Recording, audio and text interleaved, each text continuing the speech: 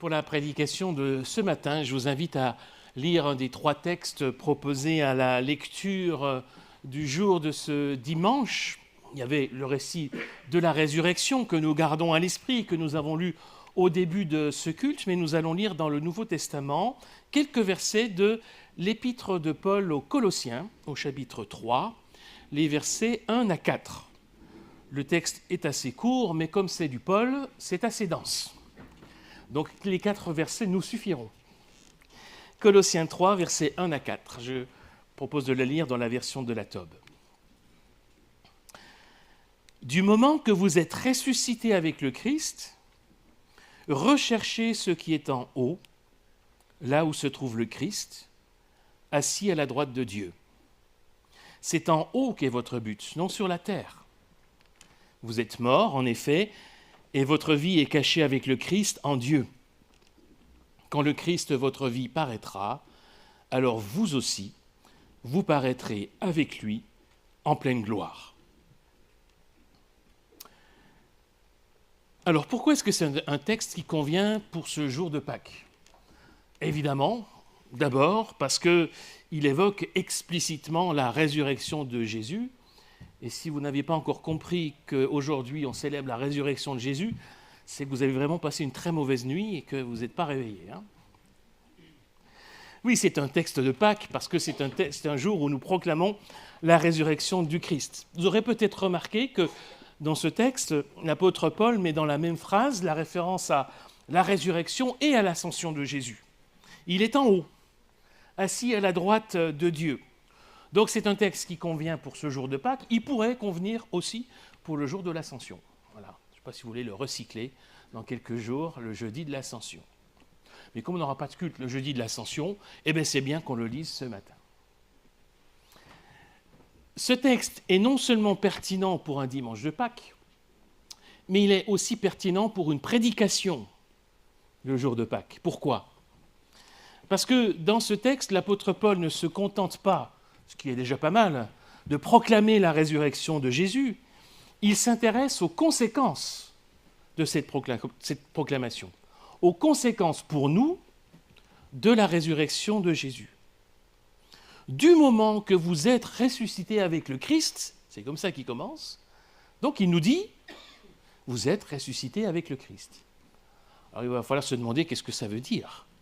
Mais tout l'enjeu d'une prédication, c'est de se demander comment est-ce qu'un texte de la Bible nous interpelle, nous rejoint, nous accompagne, nous permet d'avancer, et c'est ce qu'on va essayer de faire ensemble ce matin. Mais avant de réfléchir aux leçons, aux applications possibles de ce texte, comme c'est de l'apôtre Paul, il faut quand même donner quelques explications.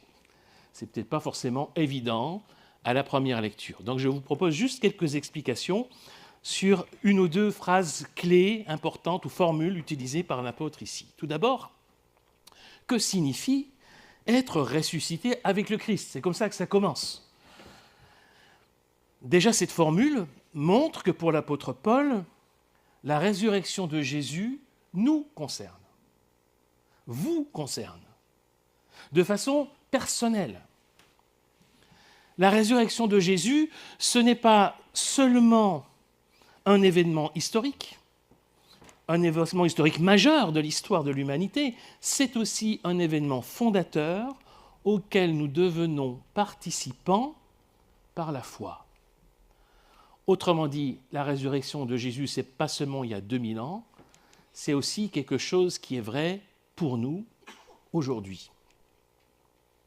D'une certaine façon, la résurrection de Jésus, c'est un peu un nouvel acte créateur. C'est l'émergence d'un monde nouveau. C'est le jour 1 de l'histoire d'une humanité nouvelle dont Jésus est le premier représentant. Et nous naissons, nous, à cette vie nouvelle par la foi. Quand nous plaçons notre confiance en Dieu, alors une vie nouvelle commence pour nous, et cette vie nouvelle, elle prend racine dans l'événement de la résurrection du Christ. On y est associé aujourd'hui par la foi, en attendant un jour d'y naître par notre propre résurrection. C'est aussi notre espérance. comme le Christ est ressuscité, un jour, nous ressusciterons. Et alors, notre vie nouvelle ne sera pas seulement une expérience de foi, et sera une réalité dans notre corps ressuscité. Autrement dit, être ressuscité avec le Christ pour nous aujourd'hui, ça veut dire être entré par la foi dans une vie nouvelle. Une vie qui trouve son origine dans l'événement de la résurrection du Christ. Si vous connaissez cette vie nouvelle par la foi, alors vous êtes ressuscité avec le Christ. Maintenant, de quoi est-ce que l'apôtre Paul parle quand il évoque ce qui est en haut? C'est comme ça que c'est traduit, et c'est traduit de façon assez proche, assez littérale, dans la version de la Tobe. En fait, si on essayait de traduire littéralement la formule en grec, ça ne donnerait pas grand-chose en français. Ce serait les en haut, les au-dessus, les choses, les éléments, ce qui est en haut. C'est sans doute la meilleure façon de traduire cette formule qui est très large, très englobante. Alors Paul va un peu préciser les choses, ce qu'il entend par ce qui est en haut. Il dit deux choses en tout cas. Il dit que ce qui est en haut, c'est justement en haut, là où se trouve le Christ. Il est en haut. Recherchez ce qui est en haut, dit-il, là où se trouve le Christ. Donc ce qui est en haut, c'est là où se trouve le Christ. Et puis ce qui est en haut, c'est ce qui s'oppose à ce qui est en bas, c'est-à-dire sur terre, ce que nous vivons ici-bas. Ce qui est en haut est votre but, non sur la terre. Donc, qu'est-ce que ça veut dire si on rassemble tous ces éléments? On essaie de reconstituer le puzzle pour comprendre de quoi il est question. Eh bien, ce qui est en haut, c'est d'abord le Christ lui-même. C'est donc aussi tout ce qui découle de son œuvre, par sa mort et sa résurrection. Ce qui est en haut, c'est le Christ, son œuvre et ce qu'il fait dans notre vie. Ça, c'est ce qui est en haut. D'ailleurs, on précise aussi quelque part que ce qui est en haut, c'est ce qui demeure, par contraste avec ce qui est sur terre, qui finira par disparaître un jour. Donc la vie de foi dont il est question, c'est cette vie qui se trouve dans le Christ. Alors la vie, justement, de quelle vie Paul parle-t-il dans ce texte? Il dit « Vous êtes morts et votre vie est cachée avec le Christ ». Donc si la vie est cachée avec le Christ, il faut reconstituer les choses. On a dit avec le Christ, il est où? Il est en haut. Si votre vie est cachée avec le Christ, ça veut dire que votre vie est cachée en haut. Donc pas ici-bas, pas sur terre. Notre vie ici-bas aura une fin. Nous sommes tous destinés à la mort, nous le savons. Mais la vie qui est cachée en Christ, elle, n'aura pas de fin. Parce qu'elle est en haut, auprès du Christ. C'est la vie éternelle. Donc il y a, dans notre expérience de la vie, y compris de la vie spirituelle, il y a une vie cachée aujourd'hui qui paraîtra demain avec le Christ en pleine gloire. Et cette vie nouvelle, c'est ce que nous pouvons goûter déjà aujourd'hui de cette vie encore cachée. Elle est là, en nous, on l'expérimente par la foi, par notre relation avec le Christ, mais elle est loin d'être parfaite encore, elle est limitée, elle n'est pas complètement accessible, elle n'est pas encore pleinement révélée. On pourrait dire que cette vie qui est cachée, qui n'est pas encore complète en nous, pour l'instant, ce n'est qu'un avant-goût. Mais un avant-goût qui est bon, qui vaut la peine dont il vaut la peine de profiter, bien sûr.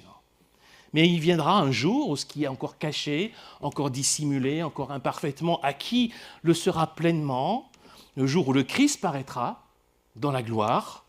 Nous attendons son retour, et alors nous participerons à cette gloire. Toute l'étendue de cette vie cachée, dont on n'a qu'un avant-goût, aussi intense soit-il ici-bas, eh bien, elle sera pleinement révélée. On attend, on est dans l'attente, dans l'espérance de la révélation pleine et entière de cette vie dont nous pouvons avoir aujourd'hui des avant-goûts. Voilà, quelques éléments d'explication pour bien comprendre les enjeux qui se trouvent dans ces quelques versets de l'apôtre Paul. Alors, revenons maintenant à nous, à la façon dont nous pouvons recevoir les promesses, les éléments de ce texte de l'apôtre. Du moment que vous êtes ressuscité avec le Christ. C'est comme ça que ça commence. Donc, ça veut dire que si vous connaissez cette vie nouvelle, si vous avez placé votre foi en Dieu, si vous avez un avant-goût de cette espérance, alors vous êtes ressuscité avec le Christ.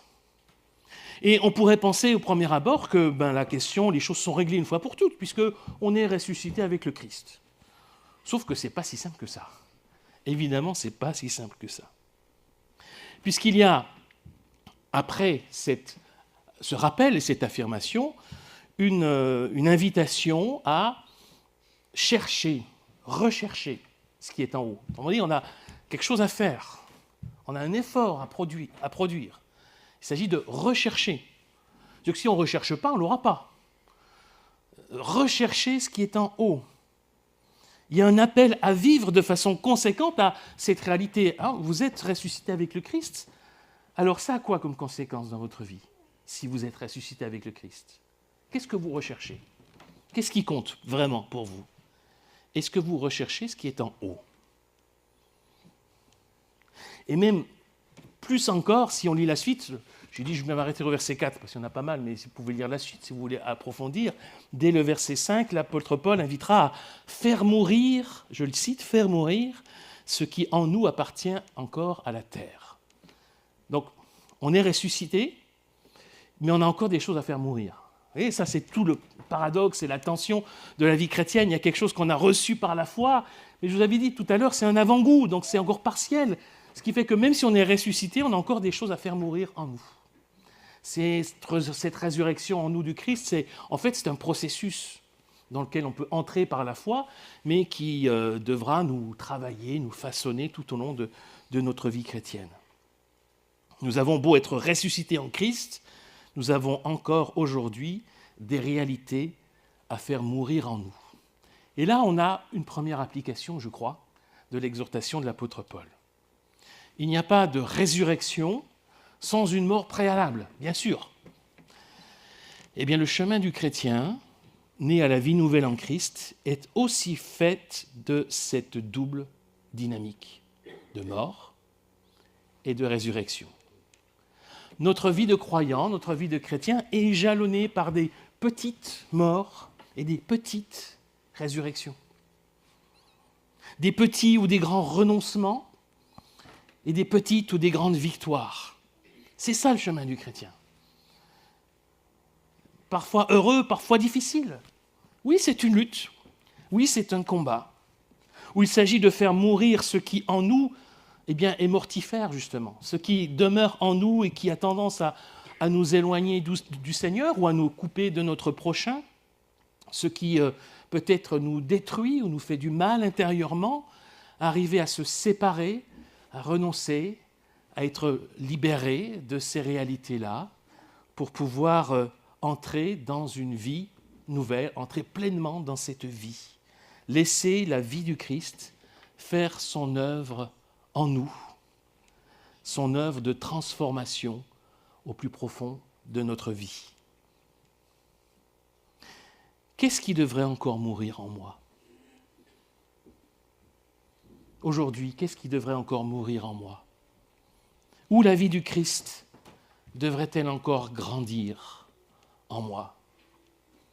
Les réponses vont être différentes pour chacun, évidemment, mais je crois que ce sont des questions qu'il est pertinent de se poser régulièrement pour se demander comment est-ce que la vie nouvelle en Christ impacte et continue d'impacter notre vie aujourd'hui. Et d'ailleurs, c'est là qu'intervient cette fameuse exhortation que j'ai essayé d'expliquer tout à l'heure, de rechercher ce qui est en haut, là où se trouve le Christ, assis à la droite de Dieu. C'est en haut qu'est votre but, non pas sur la terre. Ici, l'apôtre Paul envisage, on va dire, une autre façon de voir la vie, de la considérer à partir de ce qui est en haut. Parce que la version que j'ai utilisée, la Tob traduit par cette périphrase « c'est en haut qu'est votre but », eh bien, elle est formulée à partir d'un verbe en grec qui désigne la façon de penser, de comprendre, de voir les choses. Alors pour certaines traductions disent pensez à ce qui est en haut, mais c'est trop faible. C'est plus que de penser. La question, ce n'est pas de savoir à quoi on pense, mais de savoir comment on pense. Comment on envisage les choses. Comment on envisage notre vie. Comment on envisage nos projets. Comment est-ce qu'on considère ce qui oriente notre vie, ce qui nous pousse à agir dans notre quotidien. Qu'est-ce qui nous pousse? Qu'est-ce qui oriente notre vie? Comment nous envisageons la vie aujourd'hui, demain? En fait, c'est le sens de la métanoïa, c'est un terme grec du Nouveau Testament, qui souvent est traduit par la repentance, mais il y a la repentance, on a l'idée du regret, alors ça peut être présent, mais en fait l'idée de la métanoïa, c'est l'idée d'un changement de pensée, d'un changement radical, un changement de voir les choses. C'est la même chose dont il est question ici par l'apôtre Paul. Rechercher ce qui est en haut, c'est quoi? C'est changer notre façon de voir les choses et d'envisager la vie. Et donc d'abord, rechercher ce qui est en haut, c'est rechercher la présence du Christ. C'est là qu'il se trouve, en haut. Il est en haut, assis à la droite du Père, mais il se fait aussi proche de nous par son esprit. Ça, c'est un des miracles, un des mystères de Dieu qui peut être à la fois en haut et ici. Le Christ est à la fois au ciel, auprès du Père, et il est en nous par son esprit, les deux, parce qu'il est Dieu. Il peut être à la fois en haut et ici-bas, au ciel et sur la terre, à la droite de Dieu et dans notre cœur. Alors c'est parfois dans ce silence de notre cœur que nous allons rechercher ce qui est en haut. Ben oui, c'est parfois en nous ce qui est en haut. Ou alors dans la prière, dans la méditation de la Bible, se mettre à l'écoute de la voix du Seigneur. Parfois simplement de l'écoute du monde, dans les circonstances de notre vie, dans les événements, dans les rencontres de notre quotidien qui jalonnent notre existence, qui sont autant d'occasions où nous pouvons discerner la présence du Christ par son esprit. Il est là. Il est là. À nous de penser autrement pour le voir, pour le discerner. Concrètement, rechercher ce qui est en haut, c'est rechercher ce qui nous élève, ce qui nous fait grandir, ce qui nous fait avancer, ce qui nous fait progresser dans la foi, ce qui nous amène à une plus grande maturité spirituelle. C'est tout ce qui nourrit notre foi dans la piété personnelle, dans la piété communautaire, dans le témoignage, dans l'engagement quotidien. Rechercher ce qui nous élève, qui nous fait grandir. Ça, c'est regarder ce qui est en haut. Rechercher ce qui est en haut, c'est aussi lever les yeux, c'est-à-dire prendre du recul, regarder plus loin que notre quotidien immédiat, qui parfois nous accapare à cause des soucis, des difficultés, des épreuves, de l'adversité. On ne voit que ça. Et rechercher ce qui est en haut, c'est dire je vais lever un peu les yeux, regarder un peu plus loin. Pour regarder quoi? Regarder l'espérance, regarder les promesses de Dieu pour moi. Cette espérance qui repose sur la résurrection du Christ, elle nous porte, elle nous élève, elle nous permet de voir au-delà des épreuves et des difficultés du quotidien. Et puis rechercher ce qui est en haut ne nous empêche pas de garder les pieds sur terre. Et parfois, on oublie presque qu'on est ici-bas. Non, il ne faudrait pas l'oublier non plus. Ne pas l'oublier parce que c'est là que le Seigneur nous attend. Rechercher ce qui est en haut, rechercher le Christ dans sa vie, ce n'est pas se détourner du monde, et encore moins de notre prochain. Le Christ vivant nous attend dans le monde. C'est là aussi qu'il veut nous rencontrer. C'est là qu'il nous appelle. Il y est présent par son esprit, partout là où germe quelque chose de son royaume, qui se manifeste de multiples façons. C'est là qu'il nous appelle à aimer notre prochain, à témoigner de l'amour de Dieu, en nous souvenant que le commandement d'aimer son prochain, dans la bouche de Jésus, est aussi important que le commandement d'aimer Dieu. Donc si ce qui est en haut nous détourne de notre prochain, c'est qu'on fait fausse route. Si rechercher ce qui appartient au Christ nous coupe du monde, de nos contemporains, de la société dans laquelle nous vivons, nous faisons fausse route. Rechercher le Christ dans sa vie, dans notre vie, c'est le rechercher aussi dans notre quotidien, là où il nous appelle. Voilà, vous voyez, ces 4 versets sont riches. Comme souvent chez l'apôtre Paul, on peut en tirer beaucoup de choses. Et C'est l'occasion, pour conclure, de rappeler que Jésus-Christ est ressuscité et que nous sommes ressuscités avec lui. C'est le cœur du message de Paul ici. Si nous croyons en lui, nous sommes ressuscités avec le Christ. Comment est-ce que ça se manifeste dans notre vie? Comment est-ce qu'on voit que le Christ est vivant pour nous, en nous, à travers nous? Voilà des questions que nous pouvons nous poser. C'est la question que l'apôtre Paul nous invite à nous poser, et c'est évidemment un grand défi à relever. Mais c'est avant tout un appel, je réutilise la formule de Paul, à chercher ce qui est en haut, là où le Christ vivant se trouve, rechercher ce qui nous élève et nous relève, rechercher, en levant les yeux vers notre espérance, qui nous permet d'avancer en toutes circonstances, tout en gardant les pieds sur terre, car c'est ici-bas que Jésus-Christ nous invite à être ses témoins. C'est un appel, c'est un défi, mais mes amis, tout cela est possible. Tout cela est possible parce que le Christ qui est en haut est aussi en nous par son esprit. Il nous accompagne, il nous transforme, il nous qualifie pour pouvoir laisser cette vie nous transformer. C'est lui, l'Esprit Saint, qui rend vivant en nous le Christ ressuscité. Alors oui, nous pourrons vivre vraiment cette réalité du fait d'être ressuscité avec le Christ. Amen.